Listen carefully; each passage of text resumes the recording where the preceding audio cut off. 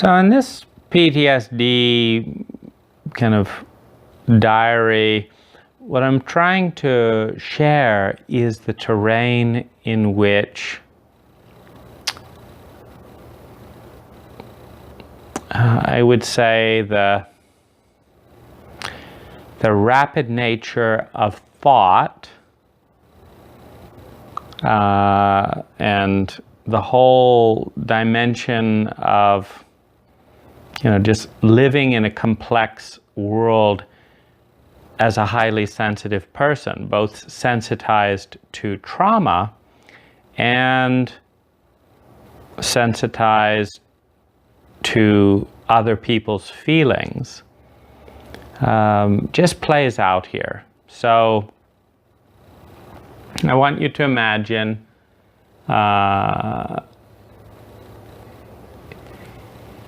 here's the here's my world. I leave a client's house, having finally come together, and my anxiety is going up because the client said they wanted to be present for this outline of rocks, which is my job. The client said they would be home Monday and Tuesday afternoon. So Monday I went by, rang, no one's there. I send an email this afternoon, no response. I look up her number, call, no response for several hours. And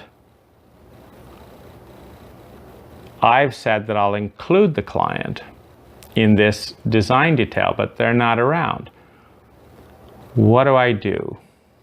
And one of the parts that's there is this scared 2-year-old that's going to be blamed when mom isn't happy. So here's an impatient, kind of exacting female client that I'm afraid is going to punish me, but with criticism, with annoyance, with impatience, with blame of some kind, but on the other hand, feels like I can't succeed. On the other hand, when I finally do get there, she's feeling that way about me, meaning like she's got my email, she's caught up with the phone. I finally track her husband down. He calls her, she rushes home. She's feeling a little bit, frazzled. And we've just missed each other. And yet these little situations, they feel really fragile because for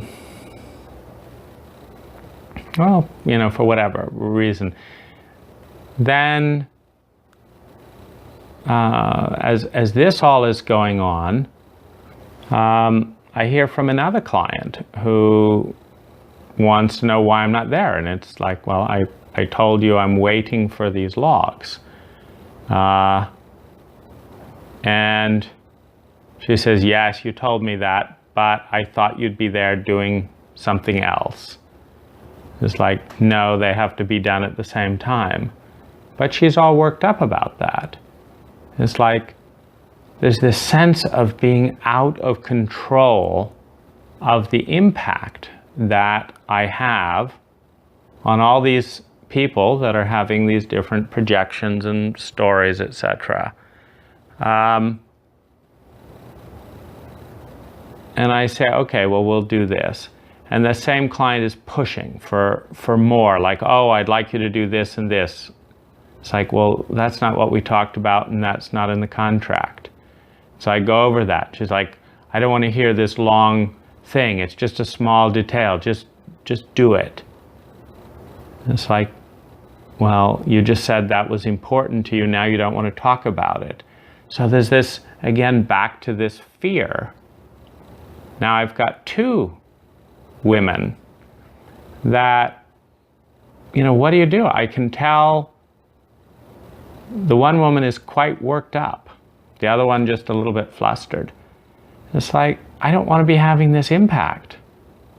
But here I am. And so the one doesn't like what's happening, then changes things, then doesn't like to hear, a reminder of what we agreed on. And now she's annoyed. And, the contractor and the mature part is like, it's just whatever, it's not that important. But to the scared, regressed child, this feels really sad. There's grief. My mind goes off in these thousands of different places. Then, as I'm leaving, I'm noticing my well-being is kind of plummeting. And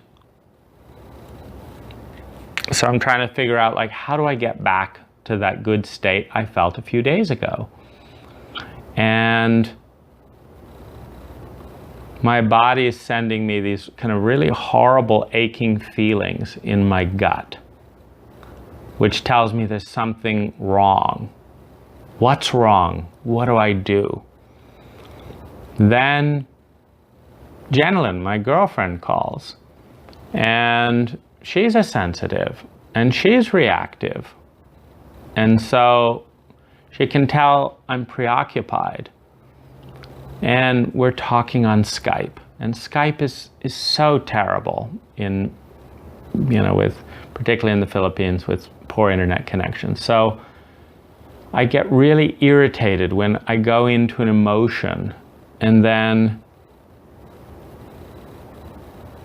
it gets cut off because I can't hear her. I can't hear you. What did you say?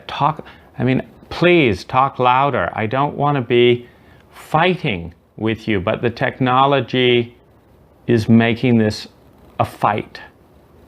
Talk louder. She doesn't want to talk louder. She's in a persona that's feeling shy. She's afraid of my criticism, of my impatience, of doing it wrong, which is so easy because I'm brittle and I'm impatient. And I feel pangs of hurt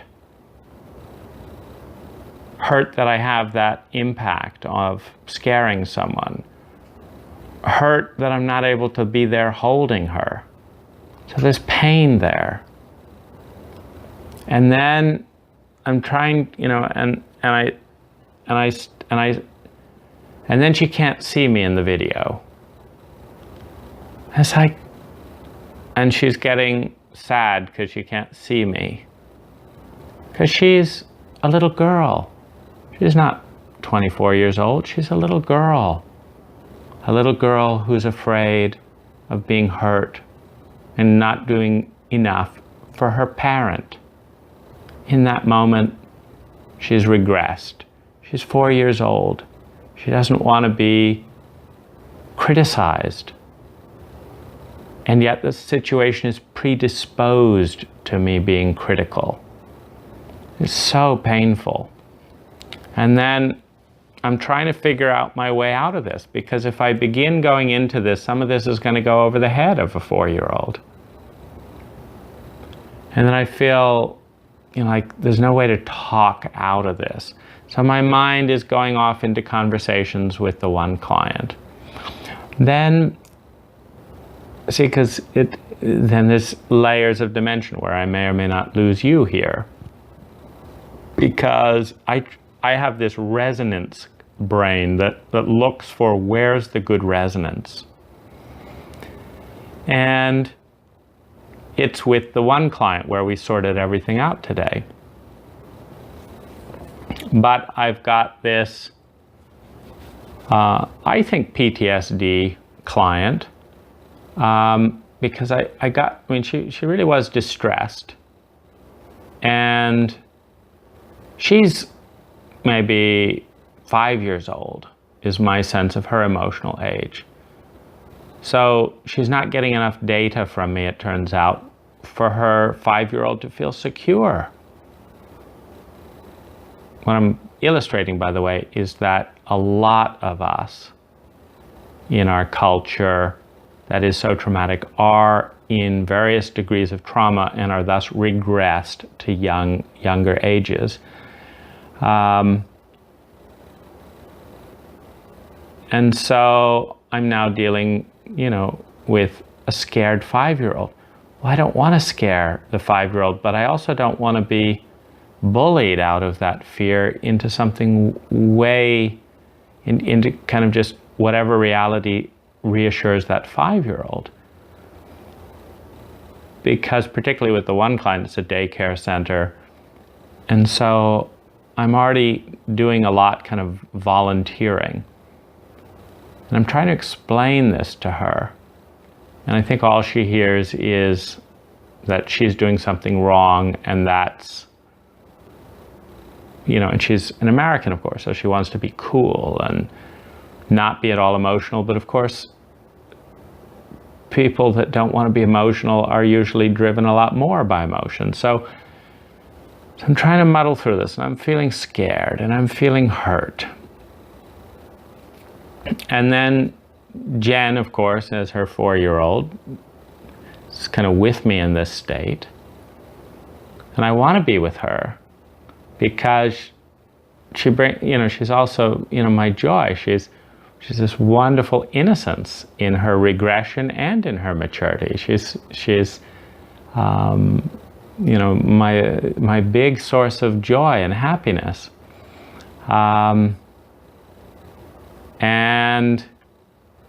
And yet I've got this brittleness when she tries to interject in the way that works for her, interrupting me, this and that, and it doesn't quite connect. And then I look over at this crystal, I've got crystal, and I feel a little thread of resonance there. And I want to go and see, does this crystal have any, can it help me see things in a way that's going to spiral things up rather than spiral down? But then I've got the technology again. I want to do it. There's a thread there. But now, I've got this fucking tripod set up where, I'm just balancing this here. I can't balance anything there. So I'm going to leave Jen, but I'm always leaving her. I'm always following these threads away from the present moment, away from my interaction with Jen. And I'm worried that it leaves her feeling unimportant. And so I just feel, and then a new thought comes in, and I think, I want to make a video about this, because this is part of the terrain where I'm scared, I'm regressed, I don't know what to do, I'm afraid of being punished, little things are a big deal. I'm starting to, today, have body issues. And so chronic fatigue is kind of up at the 75% level. And this woman at the daycare center, she copes by throwing her fear out there and just expecting other people to pick it up. And she does it by saying, she'll just say oh, we can do this, can't we? Okay, gotta go. And it's there's not enough time in there to say either that we can't, and here's why, or even to talk it through.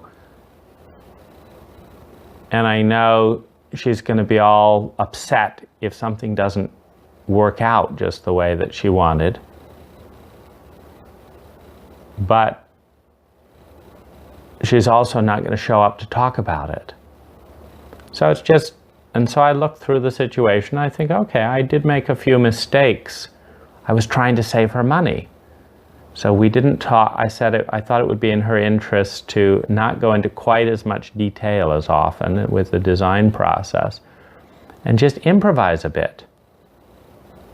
And she said, great. But then having saved her that money in the design, and getting ready to improvise. Now she's saying, oh, it has to be like this and like this and like this. Well, it's like, that's not improvising. If you wanted that, you should have just shown me those photos up front and said, I want a bid for this. And I'd have said that's twice as much as the kind of sound garden we were going to improvise for these kids with the materials on hand. And do you want that or not? And so so I've got my chronic fatigue. I've got my scared little boy. I've got her scared little girl. I've got this opposite pattern. Seemed to be fine during the initial meeting, but I get the sense that she kind of she likes to be vague at the point where we're agreeing on money so she can get the lowest price, and then she wants to be specific at the point where we're doing the work so that she can get more for less. And then she wants to pretend that it's all wonderful by throwing around comments like love and this and that and the other. When it's not loving at all. It's manipulative, it's not respectful, it's awkward, it's unpleasant, and I feel like I'm being used. And she certainly doesn't want to hear that. She'll have a fit about it. So do I just let her have a fit about it? Do I try and take care of her 4-year-old, which is really kind of a lot of what's going on? I think she's having some medical issues as well. And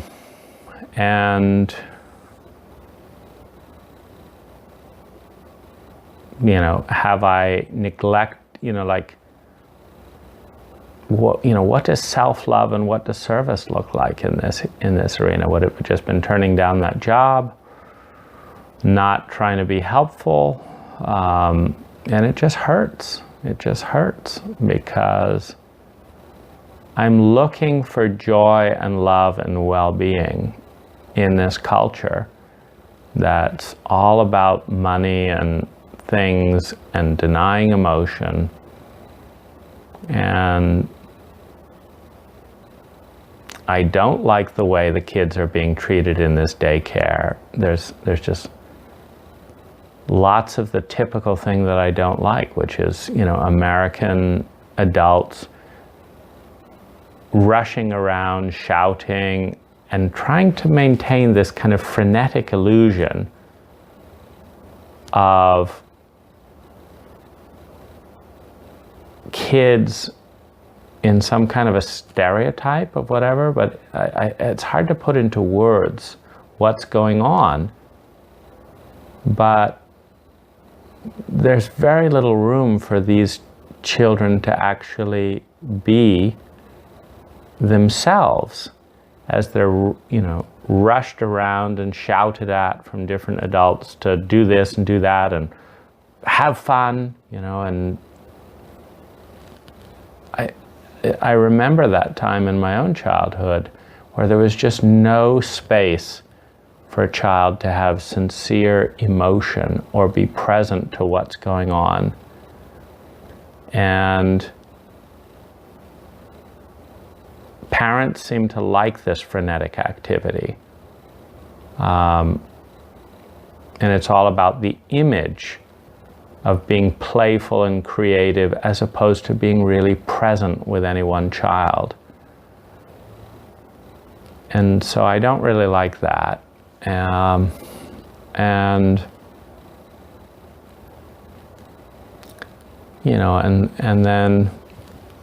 when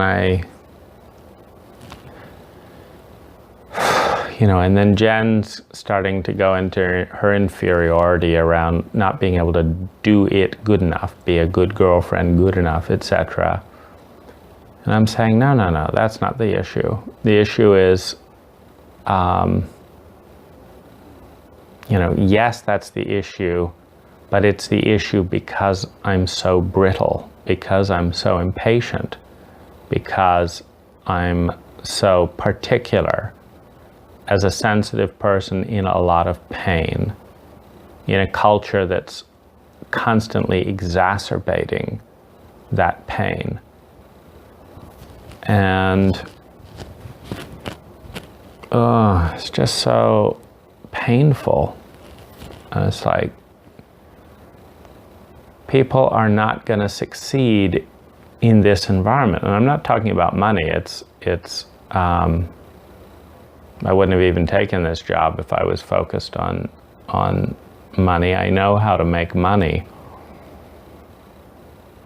I just don't know how to engage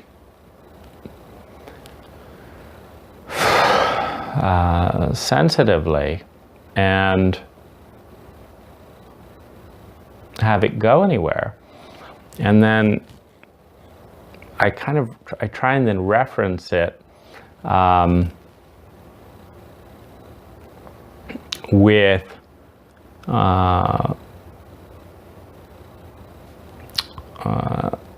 I took some LSD recently in a very small dose, because what I've been finding is that the psychedelics of MDMA or LSD give me a sense of who I am.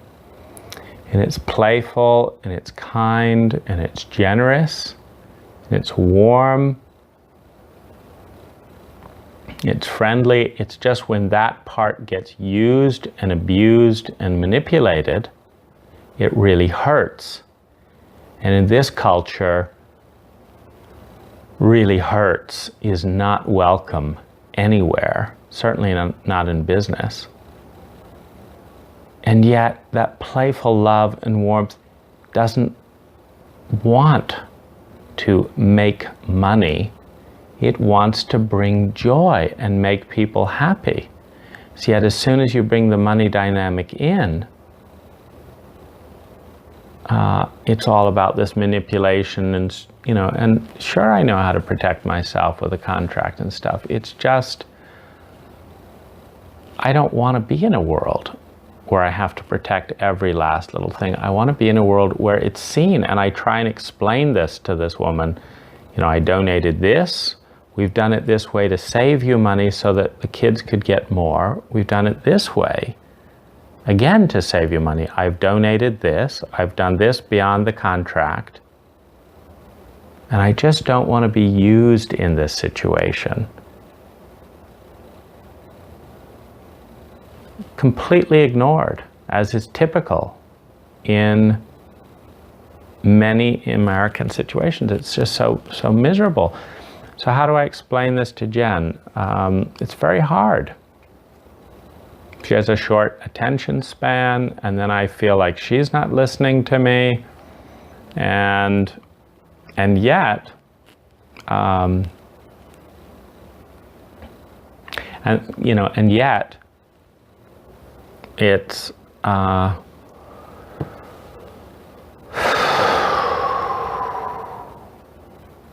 she's the most positive source of love and joy and enthusiasm in my life. In part because she is a 4-year-old, and when I succeed in bringing security and safety and love and care to her at that age of her regressed trauma, she's very, very, very happy and grateful and safe. And I feel very healed by being in that energy. And it's hard to navigate through this amount of pain. And I get impatient when I navigate through this amount of pain. And then it's like, well, what's the way out? Like, is a video like this going to help me?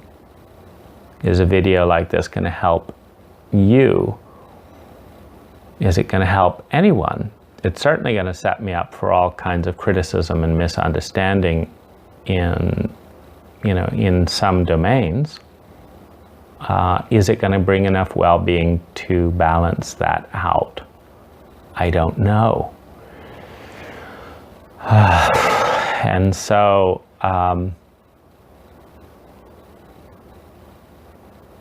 my mind races around looking for answers in this terrain.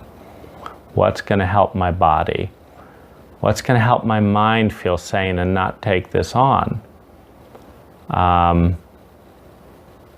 How am I going to stop the relationship with the one woman deteriorating? Then another woman who I thought I had a great rapport with, we set up a design appointment. I casually mentioned, because she said, when can we get going on this? And I said, well, I've got you know, a $130,000 and an $80,000 job that I'm in contract. You know, I'm negotiating with different, you know, with 2 different clients. So it depends on whether you sign a contract before them or not. Because if you do, I could begin in a couple of weeks when my current contract is up. But if not, meaning if our design process and stuff is going on and then you know, and then I sign a $100,000 job, and then I'm going to go on a trip for a month to see Jen, it could be 2 months. So it could be 2 weeks or it could be 2 months. It depends. I do work in the order it's contracted. So I just want to give you a sense of the probability field, and I'm happy with, you know, whatever works. And I said, oh, great, et cetera, et cetera.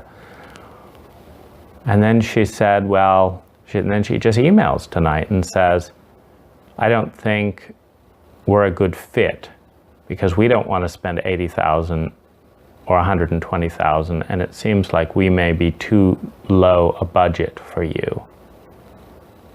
It's like, no, that's not what I meant.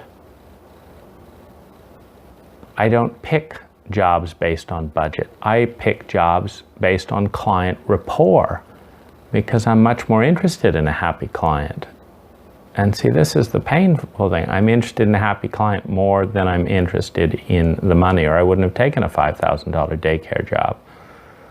I wouldn't have turned away a $60,000 job, and I wouldn't have turned away another $80,000 job where the client rapport didn't feel great from the start, and then take on a $5,000 job where it seemed like I could make these kids happy. And it's that joy and it's that happiness that I care about, not the money. But I don't want to be manipulated and used because I've picked a daycare $5,000 project instead of a $60,000 to $80,000 project. And there's no space for me to be heard in this country about that. I tried to explain that to the daycare owner, the one that she's like, don't throw the money thing at me. You took this job, da, da, da, da. It's like, I'm not throwing the money thing at you. I'm saying that I've taken this job to help the kids because I thought it would be, and it seemed like we had a nice rapport, and I've given you a discount because your budget is so low. But you're giving me more trouble than many $60,000 to $80,000 clients around timing, around communication, around asking me to do more at no charge. And it seems like you're not happy after all that. And so you know, and then she's talking, I want to hire you for something else. And I'm saying, well, I don't want to do something else if you're not happy. Because I'm certainly, you know, it's like, I wasn't doing this for the money, and you're not appreciating, you know, what I'm doing. So it's just painful, and I just get exhausted. See, in this PTSD state, it's just every little thing feels like a big deal. So then I turn to where's the solidness? Well, it's currently the job that I'm just beginning, but I've got a contract and I'm really particular about following through and doing what I say I will do. One, because I don't like being judged and misunderstood and blamed and all that, but also it's just that kind of integrity is important to me, and I'm good at it. And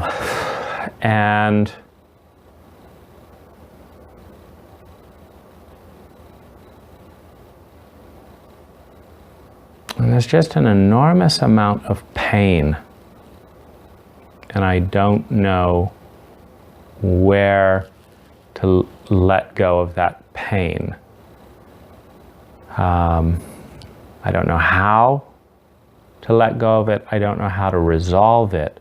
My body is telling me that it's exhausted. I've spent my whole life mentally navigating around it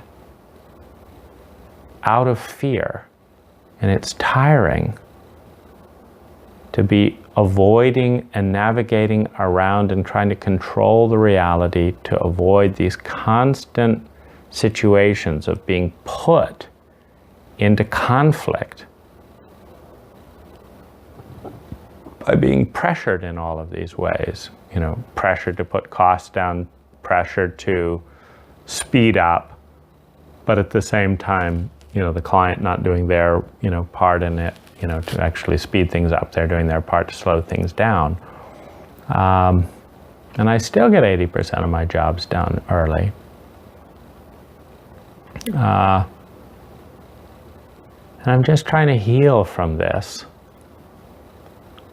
And I've had this really big crisis a year or so where I felt completely let down. And there's just no landing place for all these emotions. Absolutely no one wants to sit down and understand all the nuance and grieve all the grief. And it hurts so much. And the question is how to step out of that loop. How to step out of that loop and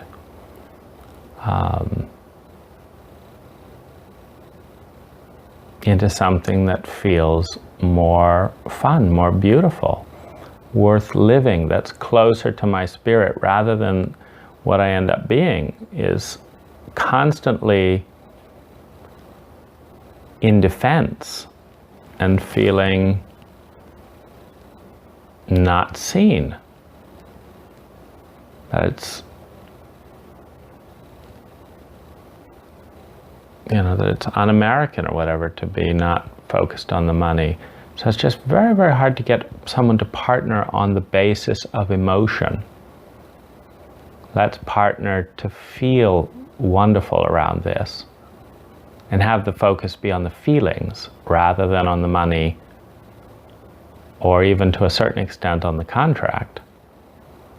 And so I'm just sitting with that very, very, very painful wound and not wanting to talk to Jen about it, because then I feel hurt when she doesn't get it. Where do I talk about it? This is a big part of the wound.